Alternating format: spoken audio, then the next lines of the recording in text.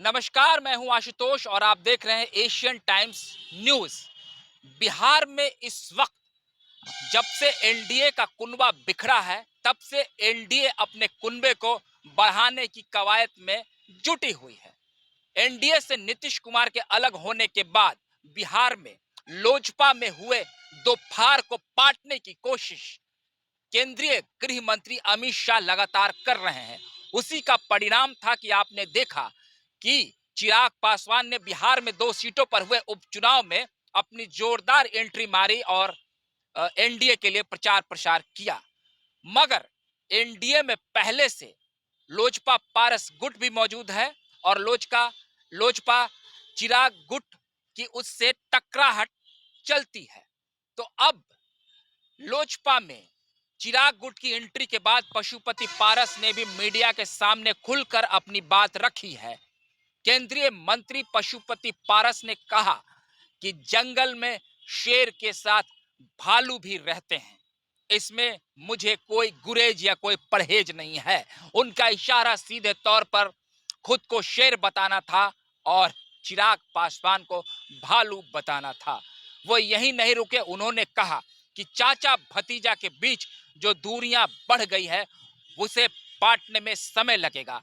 ये थोड़ी मुश्किल बात है, मगर एनडीए में चिराग पासवान के एंट्री को लेकर उन्होंने अपनी हामी भर दी। उन्होंने कहा कि यदि एनडीए में चिराग पासवान की एंट्री होती है और अगर हमारा गठबंधन मजबूत होता है किसी सूरत में, तो मुझे कोई आपत्ति नहीं है। ये एनडीए की शीर्ष नेतृत्व, केंद्रीय नेतृत्व के ऊपर इसकी जवाबदेही है कि वो एनडीए में किसे शामिल करे और किसे न शामिल करे। मगर फिलहाल जिस प्रकार से एनडीए के भीतर मैं हूं और लोजपा पारस गुट जोरदार तरीके से मौजूद है, उसे कोई हिला नहीं सकता है, चाहे चिराग पासवान लाख दावे कर ले। बिहार में हमारा जो वोट बैंक है वो पूरी तरह से हमारे साथ है और असली लोजपा गुट हम ही है। हालांकि चिराग पासवान कि एनडीए में वापसी के बाद से वो काफी उत्साहित हैं और ऐसा लग रहा है कि वो फ्रंट फुट पर बैटिंग कर रहे हैं और लोजपा का कुनबा अपने साथ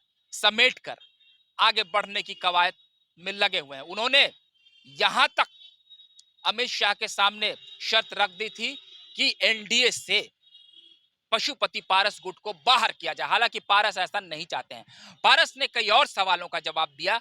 उन्होंने झारखंड में 77% दिए गए जातिगत आरक्षण की भी सराहना की और कहा कि बिहार में भी आरक्षण का दायरा बढ़ाना चाहिए। वहीं उन्होंने नीतीश सरकार पर भी जमकर निशाना साधा। उन्होंने कहा कि बिहार में जो सरकार चल रही है वो स्वार्थपरक है और इस सरकार में कोई दम नहीं है।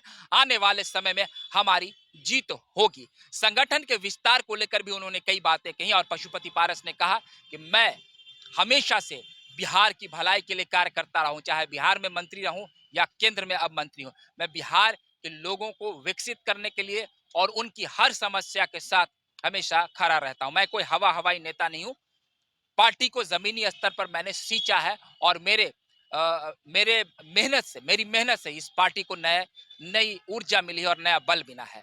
पार्टी में कहीं कोई विकराहट नहीं है और पार्टी बहुत ही सशक्त है और आगे बढ़ रही है। हालांकि जिस प्रकार से चिराग पासवान और पशुपति पारस के बीच टकराहट सतह पर है, वो टकराहट आज भी बरकरार है। मगर पशुपति पारस ने ये कहा है कि एनडीए में अगर हम दोनों एक साथ रहें और वोट बैंक पे अगर असर पड़ता है और एनडीए को फायदा होता है तो मुझे कोई गुरेज नहीं है।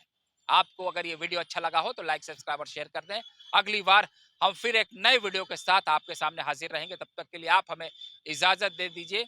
बहुत बहुत धन्यवाद।